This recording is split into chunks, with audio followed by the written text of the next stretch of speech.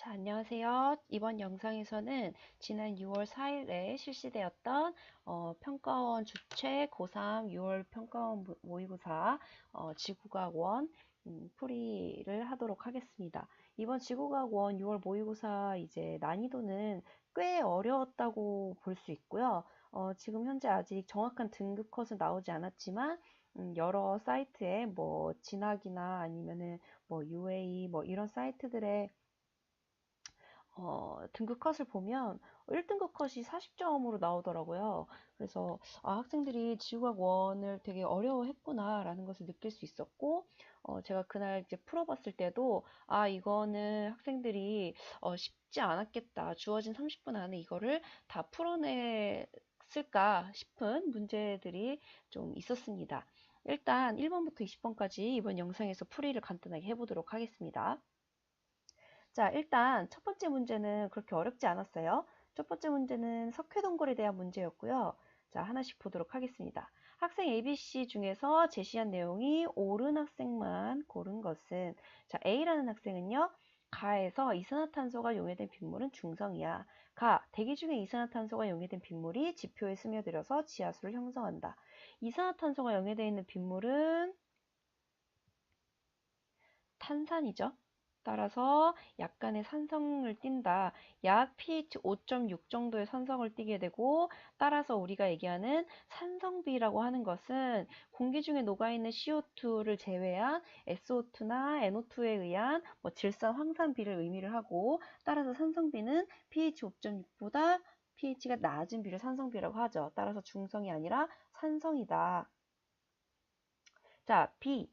나는 수권과 직권의 상호작용이야. 지하수가 석회암을 용해시킨다. 지하수는 수권, 석회암은 직권이니까 맞는 말이죠.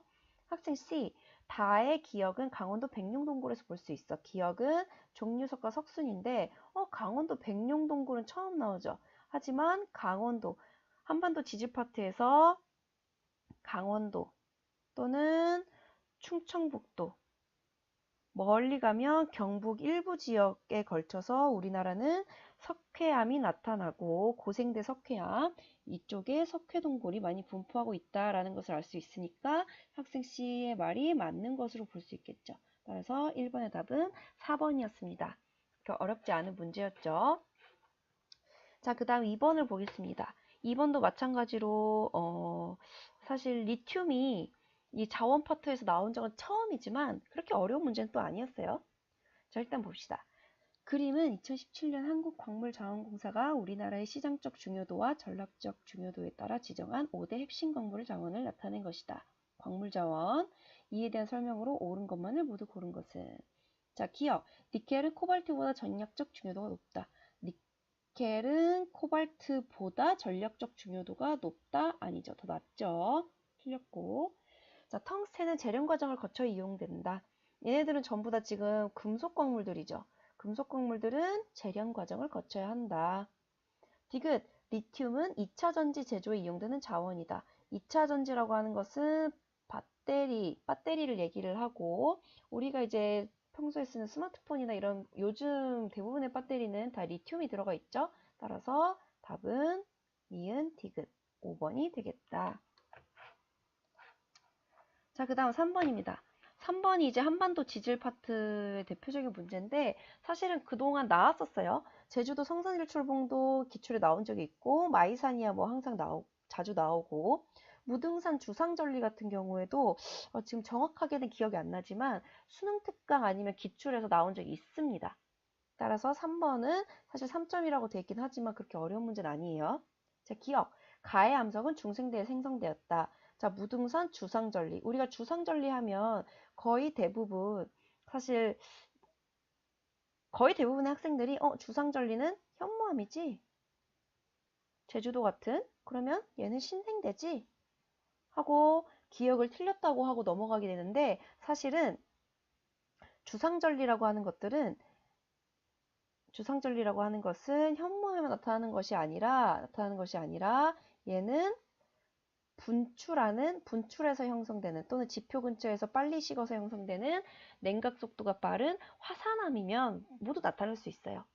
화산하면은 크게 우리가 수업 시간에 배운 거 세 가지가 있죠. 가장 색깔이 어두운 현무암, 가장 색깔이 밝은 유문암, 그리고 중간 정도의 색깔을 가진 안산암으로 볼 수가 있는데 우리나라 같은 경우는 현무암이 거의 대부분 다 신생대에 분출한 게 맞습니다. 현무암질 마그마 용암이 철원, 제주도, 울릉도, 독도 지역에 신생대에 분출을 했고 안산암과 유문암 같은 경우는 중생대 우리나라 한반도 전체적으로 화강암이 많이 관입을 해서 중생대 이제 화강암 지형들이 되게 많은데 이때 화강암이라고 하면은 SiO2가 많아서 색깔이 밝은 이제 심성암이죠.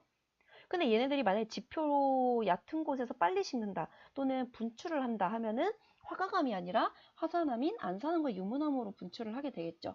따라서 무승산에 있는 주상절리는 밝은 색깔을 띠고 있는 중생대 백악기의 안산암질 주상절리다라고 보면 되겠습니다. 보면 색깔도 좀 밝죠? 따라서 기억은 맞다. 니은 나는 수성화산 분출에 의한 응애고이다. 자, 성산일출봉은 대표적인 수성화산이고 수성화산이라고 하면 물속에서 분출해서 폭발적으로 분출해서 쌓인 그런 화산을 얘기를 하는데 이 수성화산 같은 경우는 어떤 경우냐면 물 아래에 있는 땅에서 분출이 일어나고 용암이 얘네들이 급격하게 식고 또 수많은 재들이 생기면서 찐득찐득해지겠죠. 물 때문에 빨리 식으니까. 따라서 얘네들이 옆으로 퍼지지 않고 이렇게 툭 하고 쌓이게 됩니다. 이때 경사가 매우 급한 이렇게 툭 쌓인 이런 콘 형태의 지형을 우리가 영어로는 터프콘, 한국말로는 응회구라고 합니다. 그래서 우리나라 같은 경우는 제주도에 있는 이런 성산일출봉이 대표적인 수성화산 분출에 의한 응애구라고 보면 되겠습니다. 그래서 맞고.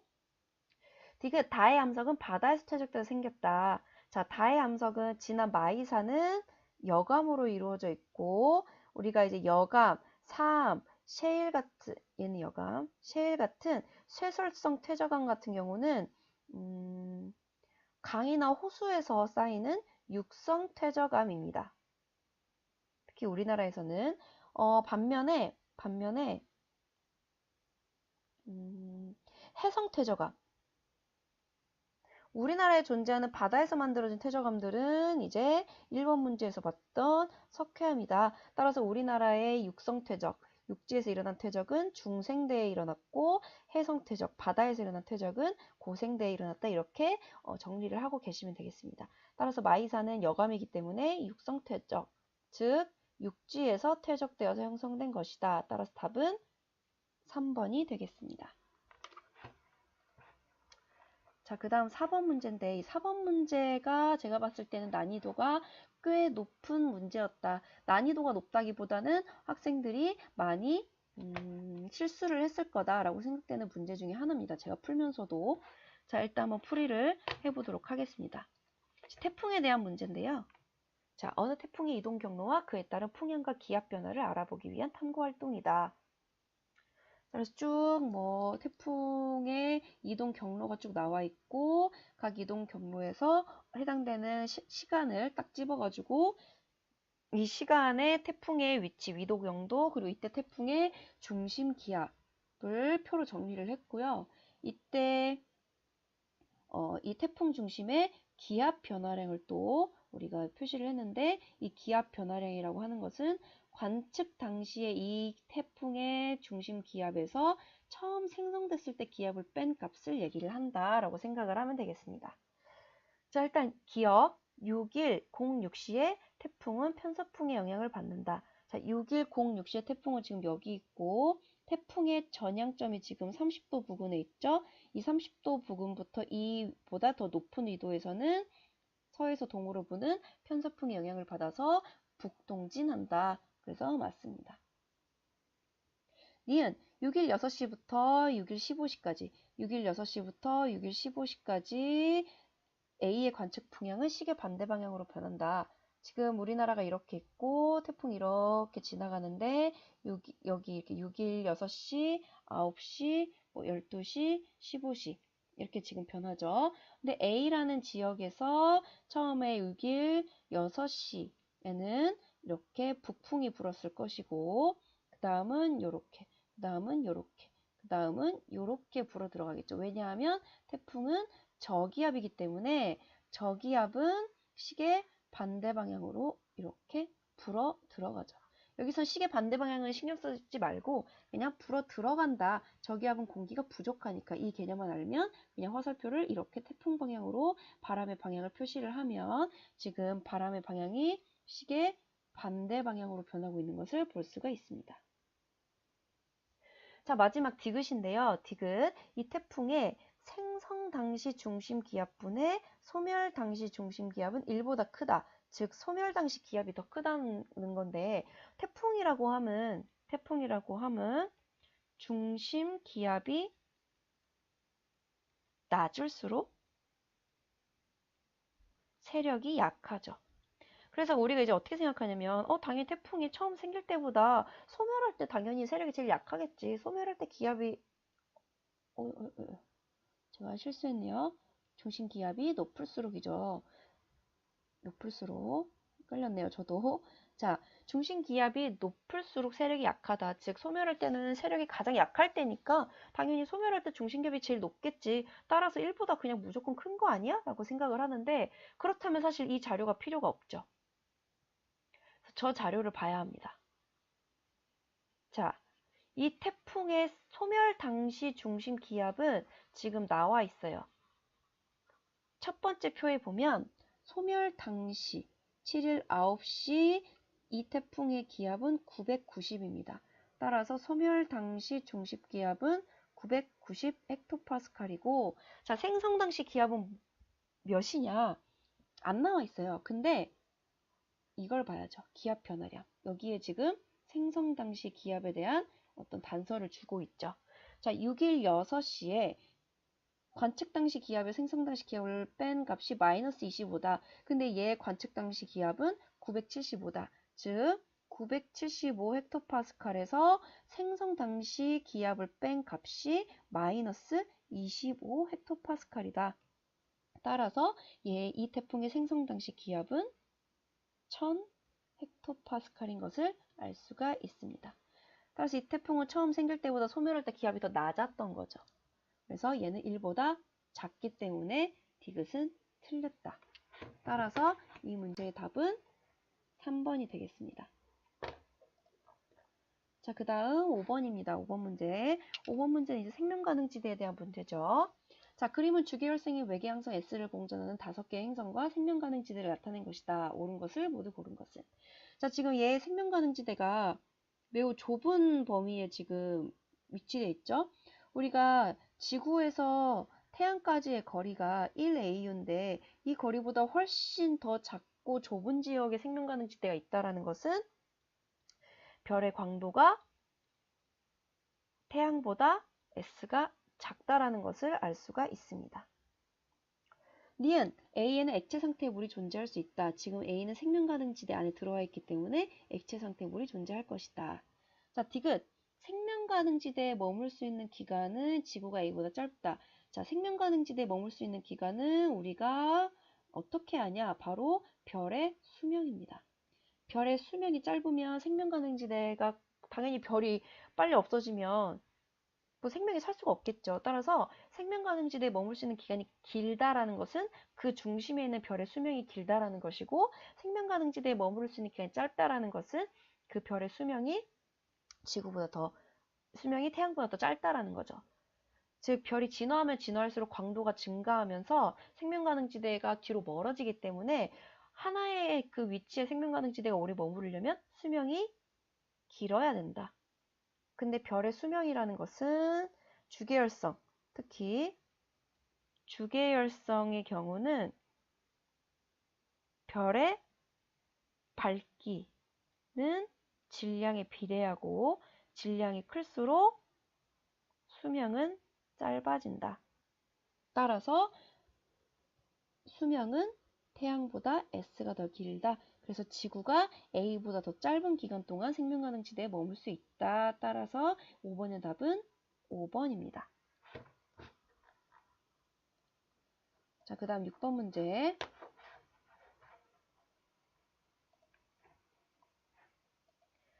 자, 6번 문제 자료 같은 경우에도 신유형이 아니고 수능 특강이나 이런 문제집에 EBS 그 연계 문제집에 아주 많이 나왔던 문제입니다. 자, 그림은 대기와 해양에서 남북 방향으로 연평균 에너지 수송량을 위도별로 나타낸 것이다. A, B는 각각 대기와 해양 중 하나이다. 이때 에너지 수송량 플러스면 북쪽 방향, 마이너스면 남쪽 방향의 에너지 수송을 의미한다. 자, 이 그래프에서 딱 나와야죠. A가 해양이고 B가 대기입니다. 대기가 해양보다 훨씬 에너지 수송 효율이 크고 양이 더 많아요. 이것은 수능 특강만 풀어봤다면 사실 쉽게 알 수 있는 것입니다. 따라서 기억은 틀렸고, 니은 A와 B가 교차하는 기역의 위도에서 복사평형을 이루고 있다. 복사평형이라고 하는 것은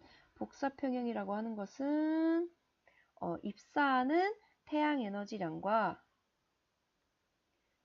방출되는 지구 복사 에너지량이 같은 지점을 얘기하는데 약 위도 38도 지역에 해당된다. 근데 위도 38도에 해당되는 지역이 여기쯤이죠. 이쯤에서는 무슨 일이 일어나냐? 가장 에너지가 많이 이동하죠. 에너지 수송량이 가장 큰 위도입니다. 따라서 에너지 수송량이 가장 큰 위도 여기서 복사평형이 일어나죠. 따라서 니은도 틀렸다. 디귿 적도에서는 에너지 과잉이다. 에너지의 이동은 과잉인 지역에서 부족한 지역으로 당연히 에너지가 이동을 할 것이고 따라서 지금 이동 방향을 봤을 때 적도가 에너지 과잉이다라는 것을 알 수가 있습니다. 자료를 통해서. 그래서 답은 2번이다. 자, 7번, 8번 한번 보겠습니다. 7번, 8번은 뭐 둘 다 쉬운 문제라서 자, 7번 문제는 친환경 발전에 대한 문제네요. 자, 태양광, 조력, 조류 발전이 나와 있습니다. 기억, 가는 나보다 날씨 영향을 많이 받는다. 태양광은 태양 에너지를 이용해서 발전하는 것이고 조력 발전과 조류 발전은 달과 태양의 인력에 의한 조력 에너지를 이용하는 것이기 때문에 당연히 날씨 영향을 많이 받는 것은 태양광 발전이겠죠. 니은, 나는 우리나라 동해안이 서해안보다 유리하다. 조력 발전은 조수간만의 차가 큰 우리나라 서해안에서 유리하다. 틀렸고. 디귿, 다는 나보다 갯벌 생태계에 미치는 영향이 크다. 조력 발전은 이렇게 댐을 지어야 되기 때문에 갯벌 생태계를 파괴시키죠. 하지만 조류 발전은 이렇게 그냥 물 밑에다가 설치를 하면 되기 때문에 갯벌 생태계에 미치는 영향은 거의 없다라고 보면 되겠습니다. 따라서 다가 나보다 갯벌 생태계에 미치는 영향이 크다는 틀렸죠. 따라서 7번의 답은 1번입니다. 자, 8번 사태가 나왔네요. 사태. 함몰, 흐름, 포행을 순서 없이 나타낸 것이다. 자, 가가 흐름, 나가 포행, 다가 함몰이죠. 1번 화산 이류는 가에 해당한다. 화산 이류라고 하는 것은 무엇이냐? 화산재와 같은 화산 세설물이 물에 녹아서 물과 함께 아주 빠른 속도로 흘러내려오는 것을 화산 이류라고 합니다. 따라서 얘도 흐름의 한 종류겠죠. 니은 나는 토양의 동결과 해빙의 반복으로 발생할 수 있다. 자, 포행은 어떻게 생기는 거냐? 자, 우리나라 같이 연교차가 큰 지역에서 많이 생기는데 자, 겨울에 눈이나 비가 와요. 그럼 땅에 공극에 물이 이렇게 들어가겠죠. 그럼 땅이 이렇게 부풀어 오르게 됩니다. 물이 얼어서 여기에 들어가 있던 물이 얼면 물이 액체에서 곧 들어가면 더 부피가 커지기 때문에 이렇게 겨울철에 물이 얼면서 땅이 부풀어 오르죠. 하지만 이 상태에서 얼음이 녹아서 날씨가 따뜻해지게 되면 얘가 중력에 의해서 이렇게 다시 내려가는데 이때 이 지점에 있던 토양들이 올라갔다가 이 지점으로 내려오고 여기 있던 애들이 올라갔다가 이렇게 내려오고 여기 있던 애들이 올라갔다가 이렇게 내려오면서 아주 조금씩 미끄러 내려오는 아주 느린 속도로 땅이 움직이는 것을 우리가 포행이라고 하죠. 따라서 토양의 동결과 해빙 맞습니다. 자, 사면의 물질 이동 속력은 지금 나와 있는 것 중에서 함몰이 가장 빠르고 그 다음이 흐름, 그 다음 가장 느린 포행입니다. 따라서 나가 다보다 느리다는 맞습니다. 따라서 답은 6, 8번에 5번이 됩니다.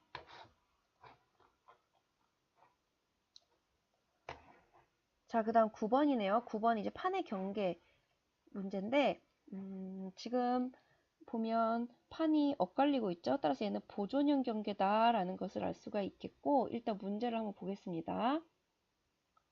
자, 2010년 IT에서 발생한 지진의 진앙과 진도 분포를 나타낸 것이다. 진앙은 여기고 진도 분포가 로마 숫자로 이렇게 쭉 나와 있죠. 당연히 진앙에 가까울수록 진도가 큰 경향성을 보이고 있죠. 자, A와 B는 지진이 발생한 단층대 주변의 두 지점이다. 자, 기억. 표면파의 최대 진폭은 A와 B가 같다. 자, 지진파의 진폭이 의미하는 게 뭐냐면 땅의 흔들림 정도를 얘기합니다.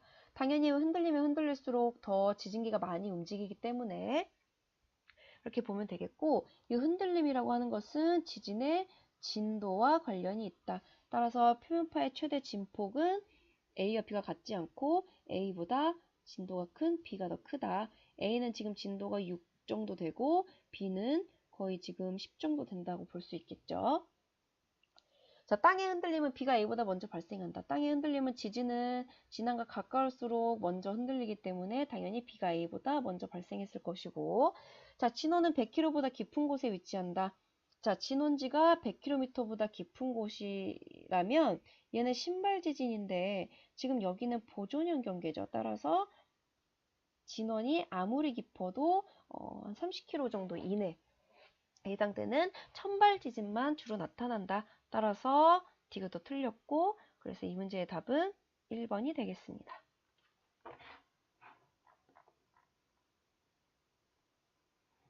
자, 그 다음 10번과 11번을 한번 보겠습니다. 자, 10번. 자, 10번. 그림은 어느 지역에서 화강암의 풍어 과정을 나타낸 것이다. 이에 대한 설명으로 옳은 것만을 있는 대로 고른 것은. 자, 기억. 판상전리는 압력 감소로 형성되었다. 맞죠?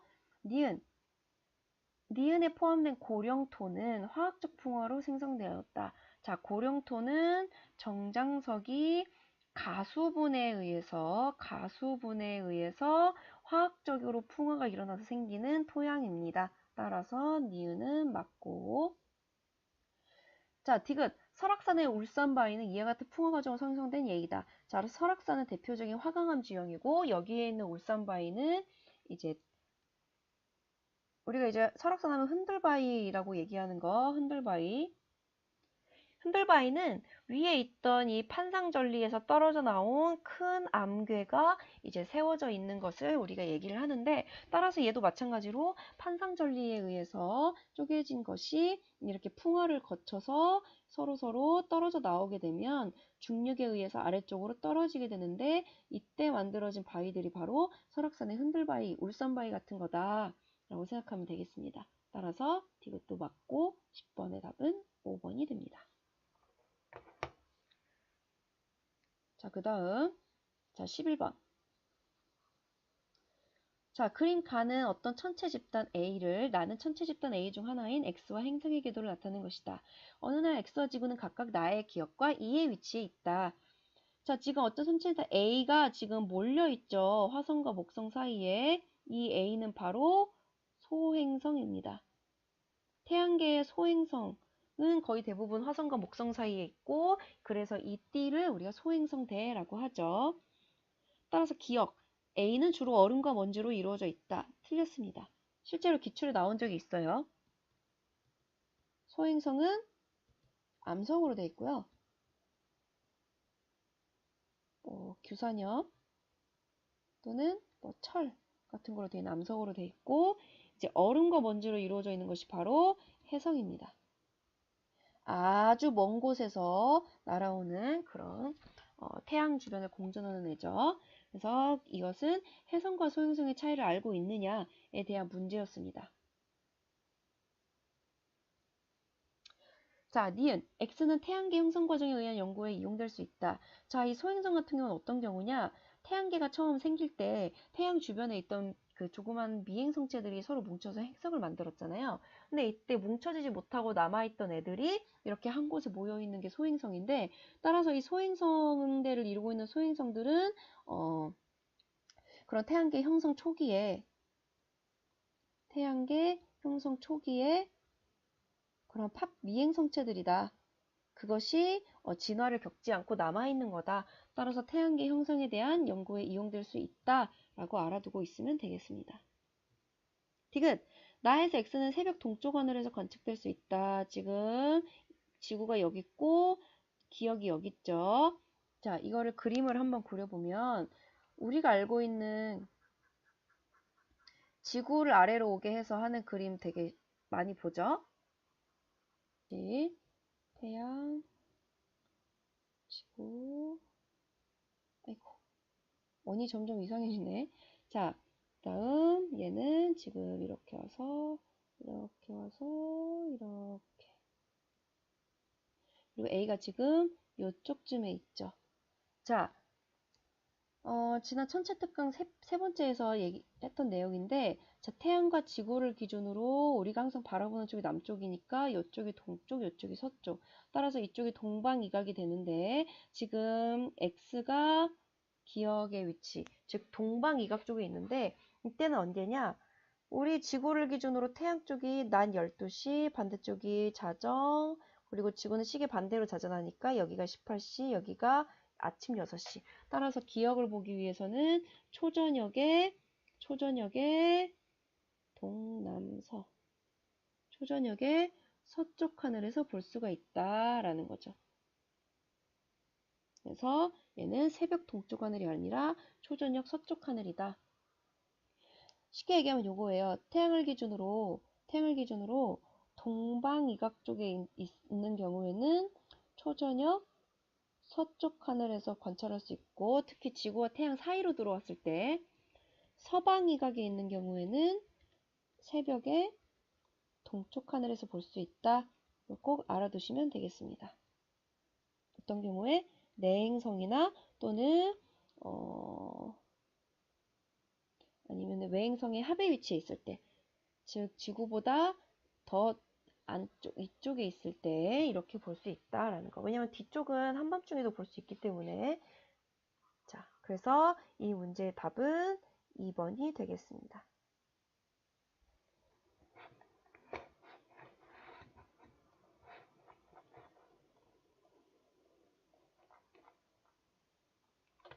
자, 그 다음 12번 문제. 작년 기출 푼 영상 있죠? 그 영상을 봤거나 또는 작년 기출을 풀어본 학생은 이 문제가 나왔다는 걸 알 거예요. 가그림은 아니지만 나그림이 나온 적이 있어요. 자, 일단 보겠습니다. 가는 지구에 입사하는 파장별 태양 복사 에너지의 세기를 나는 복사 평형 상태에 있는 지구의 열소지를 나타낸 것이다. 자, 이에 대한 설명으로 옳은 것은 기억, 가에서 지표에 흡수되는 태양 복사 에너지는 자외선 영역이 적외선 영역보다 적다. 자, 지금 보면 자외선 영역은 거의 지금 흡수가 안 돼요. 왜냐면 자외선 영역은 지구 오존층에서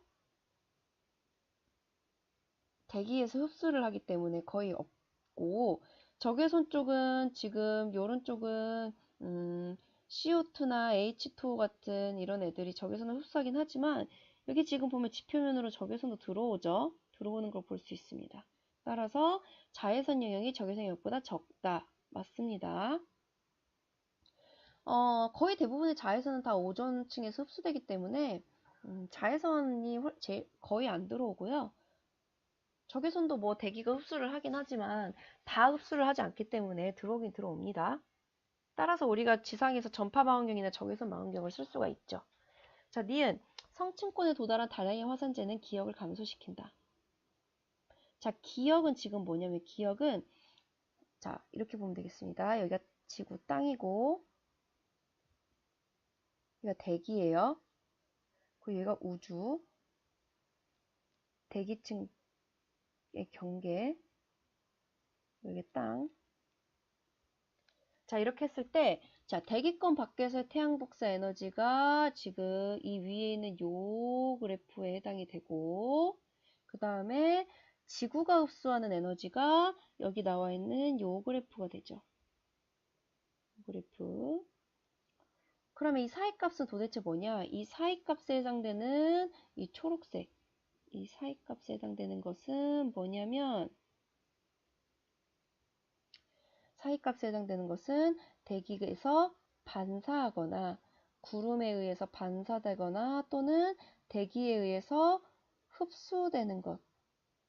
두 가지를 얘기하는데 지금 여기서는 기업과 니은으로 분리하고 있죠. 여기 보면 지금 우리가 아까 얘기했던 오존에 의한 이런 흡수나 CO2나 H2오의 이 검정색 얘네들이 바로 흡수에 해당되고 이게 지금 니은이죠. 그래서 니은이 흡수, 기역이 그런 반사다. 그래서 지금 보면 반사는 거의 대부분 어디서 일어나냐면 가시광선 영역에서 일어나죠. 왜냐하면 태양빛, 가시광 자체를 반사시키는 거기 때문에. 자, 그러면 성층권에 도달한 다량의 화산재는 반사율을 감소시킨다. 성층권에 화산재가 많게 되면 당연히 더 많이 반사가 되니까 기역의 양은 증가하겠죠. 그래서 니은은 틀렸고.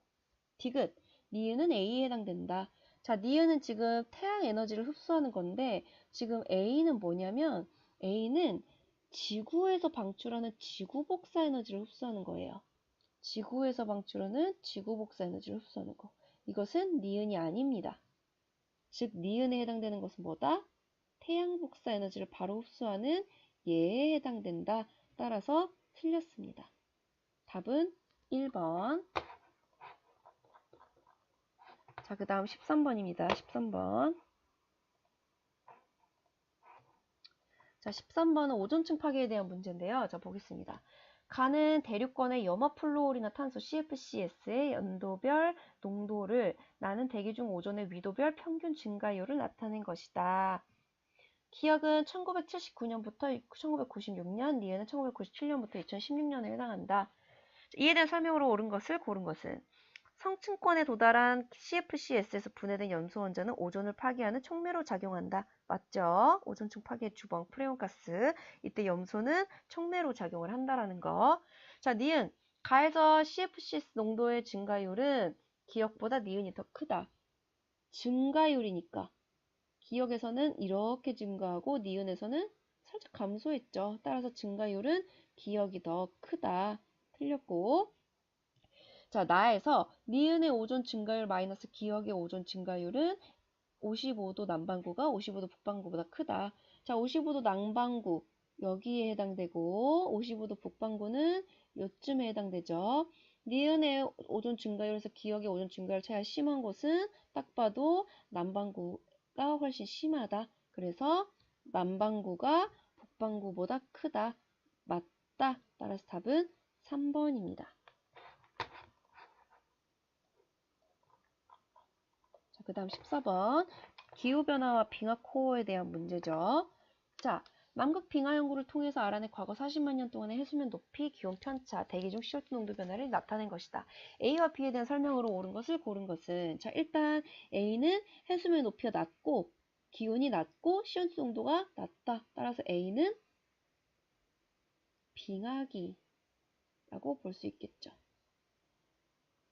반대로 B는 해수면 높이도 높고 기온도 높고 CO2가 더 많으니까 얘는 간빙기다 이렇게 보면 되겠습니다. 이때가 지구가 더 추울 때, 이때가 따뜻할 때다 라고 보면 되겠죠. 자, 기억. 빙하 코어 속 얼음의 산소 동위원 소비는 A가 B보다 크다. 자, 산소 동위원 소비는 빙하 코어에 있을 때는 우리가 뭘 따라간다? 대기를 따라가고 빙하는 눈이기 때문에 반대로 유공충은 해양을 따라가는데 빙하기 때는 18호가 많이 안 나가고 이 안에 많이 남아있기 때문에 대기에서 빙하 코어에서는 적고 해양에서는 많게 되고 간빙기 때는 온도가 높아서 더 증발이 많이 일어나기 때문에 대기 중에 동위원소가 많아지고 해양에 줄어든다. 따라서 산소 동위원소비, 빙하코어의 산소 동위원소비는 온도와 같이 간다라고 생각을 하면 되고, 따라서 A가 B보다 크다는 틀렸죠. A가 빙하기이기 때문에. 자, 니은 대륙빙하의 면적은 A가 B보다 높다. 대륙빙하라고 하는 것은 산악빙하가 아니라 남극에 있는 빙하를 얘기를 하고, 따라서 남극에 있는 빙하의 면적은 당연히 빙하기 때가 더 넓겠죠. 디귿, CO2 농도가 높은 시기에 평균 기온이 낮다. 자, CO2 농도가 낮으면 기온이 낮고 높으면 높으니까 얘는 틀렸습니다. 따라서 답은 2번이라고 할 수 있겠죠. 아주 쉬운 문제였어요. 자, 그 다음 5번입니다. 5번. 조금만 더 확대를 해서 보도록 하겠습니다. 5번은 이제 천체망원경에 대한 문제인데, 얘가 조금 신유형이긴 했어요. 왜냐면 전형적인 문제가 아니었기 때문에. 자, 일단 봅시다. 다음은 동일한 파장대를 관측할 수 있는 새 망원경에 대한 설명이다. 자, 2021년에 발사 예정인 구경이 약 6.5m인 제임스 웹 우주망원경은 구경이 약 2.4m인 허블 우주망원경보다 우수한 분해능을 가지도록 설계되었다. 제임스 웹 우주망원경을 사용하면 구경이 약 10m인 하와이 캑 망원경보다 더 먼 135억 광년까지의 천체를 연구할 수 있다. 자, 기억. 기억은 천체로부터 오는 전파 영역을 관측할 수 있다. 자, 우주망원경은 전파를 관측하지 않습니다. 전파는 분해등이 매우 낮고 그닥 좋지 않은데, 굳이 전파망원경을 지상에 많이 설치하는 이유는 대기의 영향을 거의 받지 않는 파장대이기 때문에 그런 거고, 우주에 있는 망원경, 우리가 허블 우주 망원경 알죠? 허블 우주 망원경은 가시광선 파장대를 관측을 하고 있습니다. 따라서 기억은 틀렸습니다. 자, 니은 기억의 집광력은 제임스 웹의 집광력은 니은 허블 우주 망원경의 집광력의 2.7배이다. 자, 집광력이라고 하는 것은 뭐에 비례한다? 구경의 제곱에 비례한다. 제임스 웹의 구경은 6.5m, 얘 구경은 2.4m니까 그러면은 이게 정확한 수치를 물어봤으니까 그러면 6.5의 제곱, 2.4의 제곱, 이게 2.7보다 7이랑 같냐 아니냐 이거를 계산을 해야 돼요? 라고 얘기를 하면 그렇지 않아도 되는 게, 일단 기억이 니은의 몇 배냐고 했으니까 식을 아까 위에 이렇게 세워서 그 값을 구하면 정확히 몇 배인지 나오겠죠. 하지만 얘를 굳이 계산하기엔 시간이 부족하기 때문에 이렇게 하면 됩니다. 자, 지금 이게 이제 집광력의 그 비율을 얘기를 할 텐데, 지금 얘를 보시면 이거 자체가 일단 거의 2배 이상이죠. 2배 이상. 그러니까 기억이 니은보다 6.5가 2.4가 2배 이상이에요. 근데 구경이 2배 이상 차이가 나는데 여기다가 제곱을 한 집광력의 차이는 당연히 4배 이상의 차이를 갖겠죠. 따라서 2.7배는 아니다. 이렇게 푸시면 됩니다. 자, 디귿. 천체를 관측할 때 디귿은 기억보다 대기의 영향을 많이 받는다. 기억은 우주망원경이죠. 우주망원경은 우주 공간으로 쏘아 올려서 관측을 하는 거고, 즉 대기 영향을 전혀 받지 않고, 하와이에 있는 캑 망원경은 이제 하와이에 있다는 것 자체가 지상에 있는 거기 때문에 당연히 대기의 영향을 많이 받겠죠. 따라서 디귿이 기억보다 대기의 영향을 많이 받는다. 답은 3번입니다.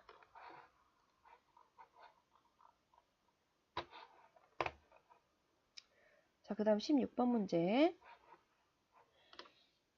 자, 표는 어느 날 자정에 같은 고도에서 동시에 남중한 천체 ABC의 물리량을 나타낸 것이다. 이때 ABC는 원일점에 있다. 이에 대한 설명으로 옳은 것은, 자, 기억은 20이다. 응? 거리, 주기? 얘는 지금 케플러 제3법칙에 대한 문제입니다. 자, 케플러 3법칙, 다른 말로 조화의 법칙이라도 하는데, 얘는 태양계에서 주기의 제곱은 궤도 장반경의 세제곱과 같다. 따라서 지금 보시면 일단 니은부터 구해야겠네요. 기억을 구하려면 이 니은을 알아야 기억을 구할 수 있으니까. 자, 자, 니은을 구하려면 어떻게 하면 되냐? A를 가지고 하면 됩니다. 자, A의 경우는 근일점 거리에 원일점 거리 나누기 2가 궤도 장반경이니까 얘는 4AU의 장반경을 가지고 따라서 주기는 위에 케플러 법칙에 의해서 약 8년의 주기를 가진다라고 보면 되겠습니다. 8의 제곱은 4의 세제곱과 같기 때문에 따라서 니은은 64가 되겠죠. 64. 얘도 64. 그럼 이제 C를 해보면 되겠네요. 자, C는 궤도 장반경은 8 더하기 기역 나누기 2이고 얘의 세제곱이 뭐와 같다? 64의 제곱과 같다. 자, 64는 8의 제곱이죠. 그쵸? 4의 세제곱 4의 세제곱의 제곱이네요. 그러면 이 여기서 2분의 8 더하기 기역은 4의 세제곱의 제곱의 3분의 1, 즉 4의 제곱 16이다. 따라서 얘가 32가 될 거고 따라서 기역의 값은 24가 되겠죠. 24면 틀렸죠. 자, 그 다음 니은 20율은 A가 B보다 작다. 자, 20율이라고 하는 거는 얼만큼 찌그러져 있느냐, 즉 원일점 거리와 근일점 거리가 얼만큼 차이가 나느냐라고 얘기를 하는 건데 지금 A는 원일점 거리, 근일점 거리가 3, 원일점 거리가 5. B는 근일점 거리가 6, 원일점 거리가 12니까 누가 봐도 얘가 훨씬 더 많이 차이가 나죠. 많이 찌그러져 있다. 그래서 A가 B보다 20율이 작다. 더 원에 가깝다. 니은이 맞겠죠. 자, 디귿. 이날로부터 32년째 되는 날 자정에 A에서 C까지 거리는 13AU이다. 자, 이날로부터 32년째 되는 날 똑같은 자정이네요. 똑같은 자정. 자, 지금 A의 주기가 지금 A에서 C까지의 거리니까 A랑 C만 보면 되겠죠? A는 8년, C는 64년이니까 32년 후에는 A는 제자리에 와 있겠죠. 4바퀴 돌고. 4바퀴 돈 후 제자리에 와 있을 것이고 C는 지금 원일점이라고 했으니까 절반만 간 근일점에만 가 있겠죠. 즉 어떻게 생각하면 되냐. 여기 태양이 있을 때 A가 있고 A 궤도가 이렇고 C의 궤도가 이렇다면 지금 둘 다 타원 궤도니까 자, A는 그대로 32년 후에 제자리 원일점에 와 있을 것이고 C는 여기서 반바퀴 가서 여기 근일점에 있을 것이다. 여기서부터 여기까지 거리는 이 거리에서 이 거리를 더하면 되겠죠.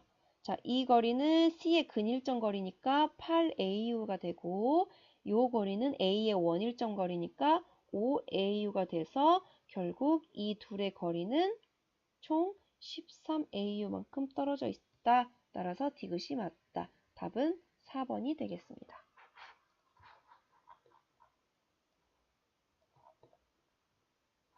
자, 이제 4문제 남았네요. 빨리 하도록 합시다. 자, 17번. 칸은 우리나라 육지의 연평균 강수량을 이용하여 환산한 수자원의 현황을 라는 지국의 수권의 담수 분포를 나타낸 것이다. 담수 분포 따라서 A가 빙하, B가 지하수, C가 강과 호수, 즉 지표수가 되겠네요. 자, 기역은 바다이다. 이거는 이걸 외워야 되냐라고 물어보면 외웠어야 돼요. 왜냐면은 이 도표는 너무너무 많이 나왔기 때문에 여기가 바다로의 유실량입니다. 맞고. 자, 니은 홍수기 유출량이 총 이용량보다 많다.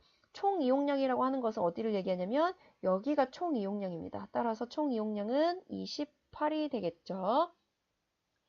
자, 근데 지금 홍수기 유출량을 어떻게 구하냐?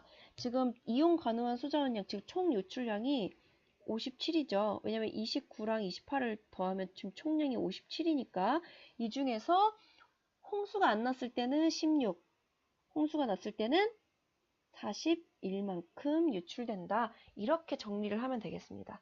따라서 홍수기 유출량 41은 총 이용량보다 많다. 맞죠? 디귿. 우리나라에서 수자원으로 가장 많이 이용하는 것은 바로 셋 다 지금 여기 지하수 이용량은 3이지만 하천수와 댐용수가 전부 다 지표수죠. 따라서 B가 아니라 C가 제일 많다. 따라서 틀렸고 답은 3번이 되겠습니다. 다음 18번.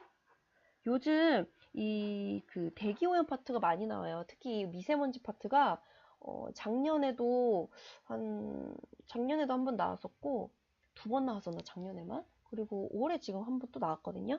그러니까 한번 주의 깊게 보시길 바랍니다. 자, 칸은 우리나라 어느 지점에서 PM10과 PM2.5의 월별 질량 농도를 나는 호흡기관에 달라붙는 입자의 지름별 침착률을 나타낸 것이다. PM10과 PM2.5는 지름이 각각 10마이크로미터 이하, 2.5 마이크로미터 이하인 입자이다. 자, 지금 PM10은 이 전체가 PM10이고 이 중에서 까맣게 되어 있는 것만 2.5가 되겠죠. 즉, 이 하얀 부분은 뭐다? PM10의 농도의 질량에서 PM2.5. 즉, 지름이 2.5 마이크로에서 10 마이크로미터 사이인 애들이 바로 이 하얀 부분이다 라고 생각을 하면 됩니다. 2.5 이하인 애들이 지금 까만 부분이고, 자, 기억. PM10 농도분의 PM2.5 농도는 1월이 7월보다 크다. 즉, 전체 대비 초미세먼지의 농도가 누가 더 크냐? 1월, 7월을 보면 1월이 훨씬 더 초미세먼지 2.5의 농도가 더 큰 것을 볼 수가 있습니다. 니은 지름이 2.5에서 10마이크로미터. 요거죠. 흰색 부분. 인 입자의 농도는 5월이 1월보다 크다. 자, 5월 이만큼. 1월 이만큼. 5월이 1월보다 더 크죠. 맞고. 자, 마지막. PM2.5의 침착률은 기관지가 폐보다 낮다. PM2.5면은 입자 지름이 이게 지금 10의 1승, 10의 2승, 10의 0승, 10의 마이너스 1승이니까 2.5 정도면은 뭐 한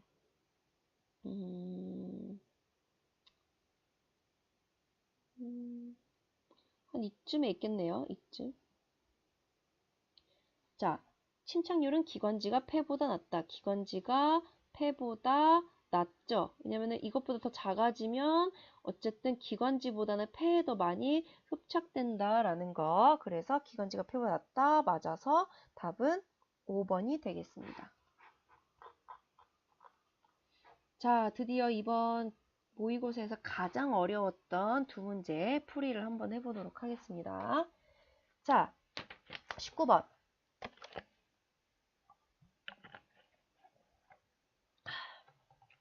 자, 그림은 우리나라에서 9월 중 6일 간격으로 자정에 관측한 달의 위치 A와 B를 나타낸 것이다. B의 달은 추운 날 관측한 것이고 이날 위상은 망이다.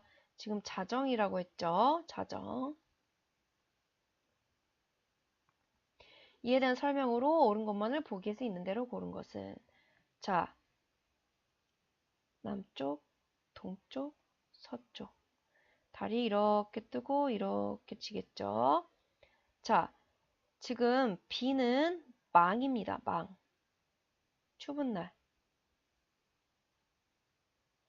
근데 약 6일 후에 B가 된 거고 6일 전에 이제 A인데 자정의 서쪽 하늘 근처에서 보인다라는 건 망보다 어쨌든 더 6일 전이니까 보름보다 6일 전이면 거의 언제예요? 상현이죠. 상현. 그래서 이때는 달이 이렇게 떠 있을 것이다. 떠 있었을 것이다. 자정에 이렇게 생각을 하면 되겠습니다. 자, 이거를 우리가 어떻게 또 그림을 그릴 수가 있냐면 이렇게 그림을 그릴 수가 있어요. 우리가 계속 연습했던 거. 자, 아이고, 그래도 늘지를 않네요. 자, 이렇게 북남, 서도. 자, 자정이니까 태양이 여기에 있을 거죠. 그리고 이날이 추운 날이라고 했으니까 추운 날이면 이쪽이 12시, 시계 반대 방향으로 이쪽이 18시, 0시, 6시 적경 방향이 되겠고 이때 비가 여기 있었겠죠. 우리가 여기서 이렇게 관측을 한 거죠. 이쪽 방향을 본 거죠. 즉 위에 있는 이 그림이 여기서 이 초록색 부분을 보는 거다. 여기서 이렇게 보는 거다라고 생각을 하면 됩니다. 따라서 지금 A가 어디 있는 거냐면 A가 여기 어디쯤에 A가 있는 거죠. 지평선 위니까. 자, 기억. A에서 달의 적경은 약 6시 44분이다. 자, 당연히 이날은 추운 날은 아니에요. A에 떠 있을 때는 추운 날보다 6일 전이긴 한데 사실 6일이라는 거는 우리가 한 달이 적경 2시간 차이니까 6일이라고 하면 사실 30분 정도 차이밖에 안 나거든요. 근데 지금 이 그림을 보면 이 추운 날 이 서점의 적경이 18시예요. 즉 A가 아무리 6일 전이어봤자 6시 근처는 아니다라는 거죠. 이쪽이라는 거니까. 그래서 기억은 틀렸고 니은 B의 달을 관측한 자정부터 6일째 되는 자정 그러니까 6일 후에 즉 C 이쪽에 C 이는 하얀 달이겠죠. 즉 C는 어디에 있을 거냐면 여기가 C겠죠. 이제 관측한 달의 고도는 A에서 관측한 달의 고도와 같다. 지금 A는 적경이 거의 18시, C는 6시인데 달이라고 하는 애는 뭐 100도라고 해서 황도와 5도 기울어져 있는 공정궤도를 갖고 있긴 하지만 거의 황도 근처를 따라서 공전을 하기 때문에 달의 저기는 0시 12시 즉 춘분점 추불점일 때 저기가 0도일 것이고 6시 하지점일 때 저기가 거의 플러스 23.5도 부근일 것이고 플러스 마이너스 5도 자 적경이 18시 즉 동지점에 있을 때는 저기가 마이너스 23.5도 플러스 마이너스 5도 정도 될 것이다. 근데 지금 위치가 B가 0도 쪽에 있고 0시 쪽에 있고 A가 18시 쪽, C가 6시 쪽에 있기 때문에 달의 고도는 더 많이 올라와 있는, 즉 저기가 더 큰 쪽에 있는 C가 더 고도가 높을 것이다 라는 거. 그래서 다르다. 그럼 답이 몇 번이겠어요? 2번이겠죠, 일단. 자, 디귿. 달의 저기는 A보다 B가 더 크다. 달의 저기는 A보다 B가 더 크다. 그래서 답은 2번이 되겠습니다.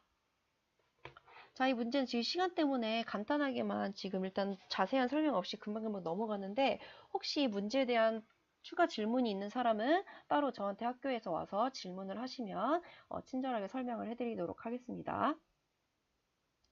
자, 기억 니은을 푸는 방법은 선생님이 푼 방법 외에도 다른 여러 가지 방법들이 있기 때문에 뭐 나는 이것보다 더 쉽게 풀 수 있다 하는 사람은 자기 방법대로 푸시면 되겠습니다.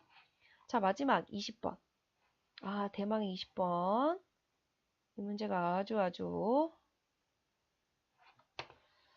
상당히 까다로운 문제였죠. 자, 한번 보겠습니다. 자, 그림 가는 50도 지역에서 춘분날 관측한 두 별 A와 B의 시간에 따른 고도의 변화를 나는 북극성 주변의 두 별 C와 D의 위치를 적도좌표에 나타낸 것이다. A, B, C, D에 대한 설명으로 옳은 것은 자, 일단 기억, 적경은 A, C, D, B 순서로 커진다. 일단 적경은 A, B, C, D를 알아야겠죠. 자, C의 적경은 나와 있죠. C의 적경은 지금 12시에서 지금 보니까 세 등분되어 있으니까 14시, 16시, C는 약 15시 정도가 되겠죠. 적경이 13시, 약 13시. D는 약 15시 정도. 자, A와 B의 적경은 어떻게 하냐? 자, 일단 이것은 그 별이 남중한 시간을 보면 되는데 태양이랑 비교하는 거예요, 적경은. 자, A가 남중한 시각은 저녁 22시, B가 남중한 시각은 2시. 자, 이날은 춘분날입니다. 자, 춘분날이긴 한데 춘분날 태양은 정확히 12시에 남중을 하니까 22시에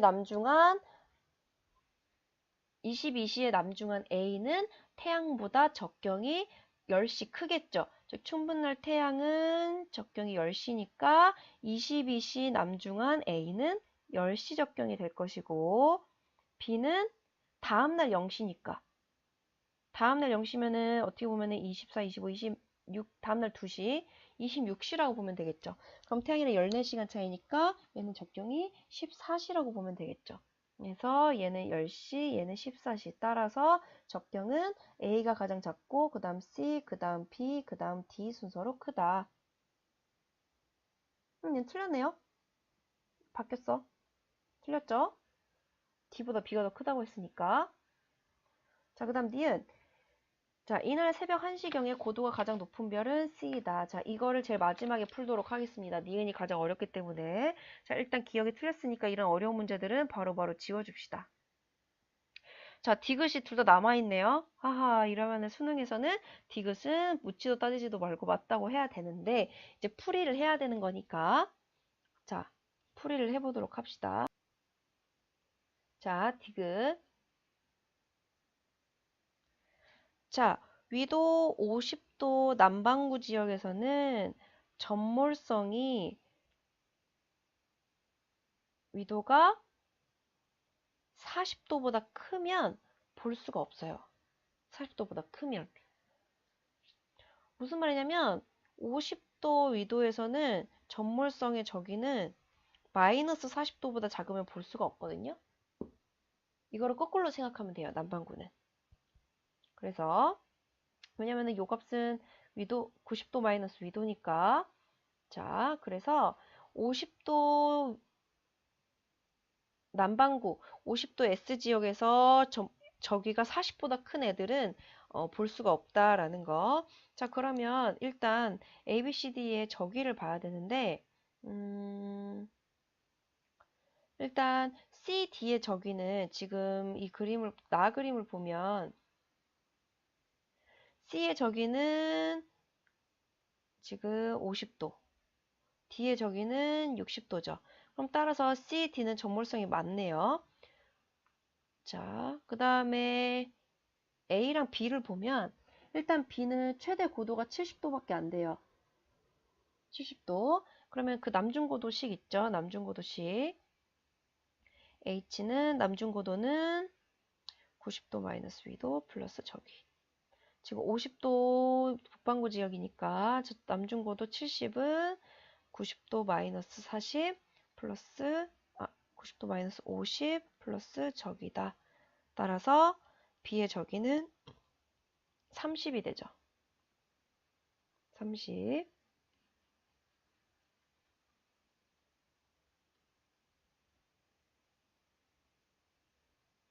자, 그 다음 A의 저기.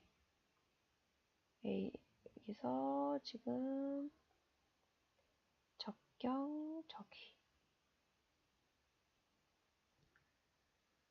자, A는 뭐냐? A는 지금 딱 최대 고도가 90도나 돼요. 90도.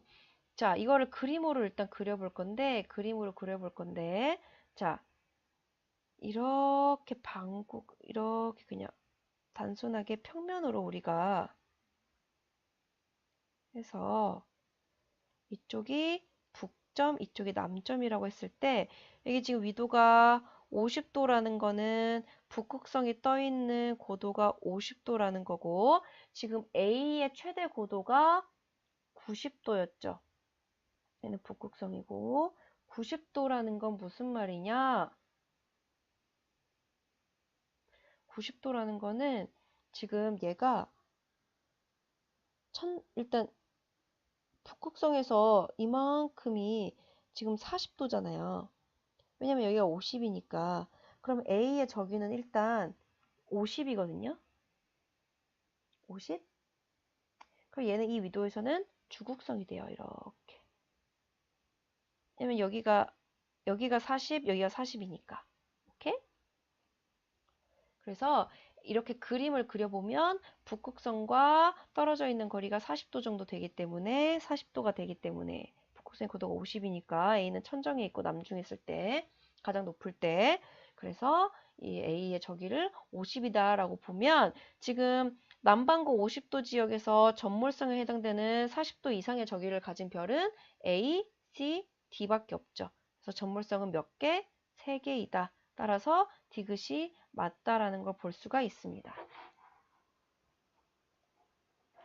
자, 이제 대망의 니은을 풀어볼 건데요. 니은. 그러니까 이거를 다시 정리를 해놓고 가도록 하겠습니다. 자, 니은을 풀기 위해서 자, A의 적경적이는 10시 50도, B는 14시 30도, C는 13시 50도, D는 15시 60도. 자, 니은을 보도록 합시다. 니은. 자, 이날 새벽 1시경 고도가 가장 높은 별은 C이다. 자, 이거를 어떻게 해야 되냐. 자, 이날 새벽 1시. 이날 새벽 1시. 새벽 1시. 이날이면 언제죠? 바로 이 당일. 춘분날. 춘분날. 이 ABCD의 정확한 하늘에서의 위치를 한번 표시를 해보기 위해서 계속 우리가 항상 쓰는 이 방법을 또 쓰도록 하겠습니다. 자, 이쪽이 서쪽, 남쪽, 동쪽 우리가 여기 있는 거고 자 새벽 1시 춘분날이면은 태양이 있는 쪽이 여기고 새벽 1시 1시니까 몇 도? 15도겠죠. 1시간 차이 따라서 여기가 0시니까 여기가 1시 시계 반대 방향으로 7시 13시 여기가 19시가 되겠죠. 자, 그럼 표시를 해보도록 합시다. 표시를 해보도록 합시다. 자, 일단 A는 어디에 있냐? A는 10도, 아니 10시. 10시니까 여기 딱 중간에 있겠네요. A.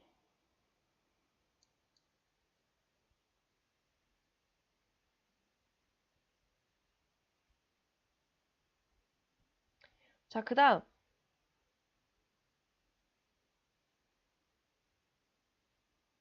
B는 14시.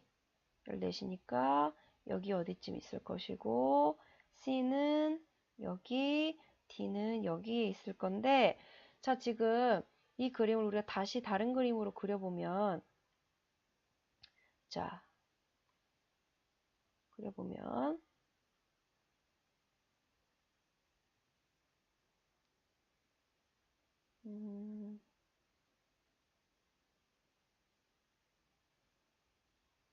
지금 이게 어디냐면 북점을 본 거예요. 북점. 얘는 북극성. 폴라리스. 자, 그리고 이쪽이 이쪽이 이렇게 N이 되겠고 북쪽 적경. 우리 이거 좌표계 영상에 설명했었어요. 특강에서. 이쪽이 남쪽 적경. 그리고 이보다 왼쪽이 서쪽 적경. 이쪽이 동쪽 적경이 되죠. 자, 이때 A는 A는 지금 남서쪽 적경에 있지만 A는 아까 얘기했듯이 주국성이에요. 그리고 50도만큼 있다. 그래서 A가 뭐 예를 들면 여기가 50도다. 50도 적경이다. 라고 했을 때 A가 여기에 있겠죠. 50도 적경. 자, B는 여기. B는 남쪽 적경. 남동쪽 적경에 있을 텐데 B는 지금 아무리 해도 고도가 B는 일단 출몰성이에요. 출몰성. 출몰성. 그러니까 B는 지금 최대 고도가 B의 최대 고도는 우리가 70도라는 걸 문제에서 아니까 얘는 일단 그림에는 안 그리고 이 수치만 보도록 합시다. 자, 그 다음에 C의 위치를 보면 C의 위치는 C는 지금 남쪽 적경에 정확히 C도 50도 여기에 있을 것이고, 자, D는 60이니까 좀 더 북극성이랑 가깝겠죠. 있을 건데 D는 이쪽 남동쪽 쪽에 있으니까 여기 어딘가에 지금 있다라고 보시면 되겠습니다. 자, 그러면 C가 지금 A, C, D 중에서는 C가 제일 높아요. 고도가 이 시간에. 그럼 C의 고도가 몇인지만 구하면 B랑 비교할 수 있겠죠. 자, C의 고도를 어떻게 하냐? 일단 북극성의 고도 위도 50도. 그 다음에 C는 지금 저기가 50이니까 북극성이랑 40도만큼 떨어져 있겠죠. 즉 C의 최대 고도는 몇 도다? 90도다. 따라서 이때 C의 최대 고도는 90도고 B는 최대 고도가 70인데 새벽 1시에 사실 B는 떠 있진 않지만 그래도 70보다 작은 거죠. 어쨌든. 그래서 가장 고도가 높은 별은 90도의 고도를 가지는 C에 해당한다. 그래서 니은이 맞아서 답은 4번이 되겠습니다. 자, 이 문제도 마찬가지로 선생님이 지금 중간중간 끌지를 못하고 실시간으로 지금 풀고 있는 거라 조금 버벅대긴 했는데, 혹시나 나는 이게 아직도 이해가 안 가고 이렇게 말고 더 쉬운 방법으로 푸는 방법을 알고 싶다 하는 사람은 따로 학교에서 저를 찾아오시면 되겠습니다. 자, 그러면 여기까지 올해 2020학년도 6월 모의고사 지구과학 1 풀이를 마치도록 하겠습니다. 감사합니다.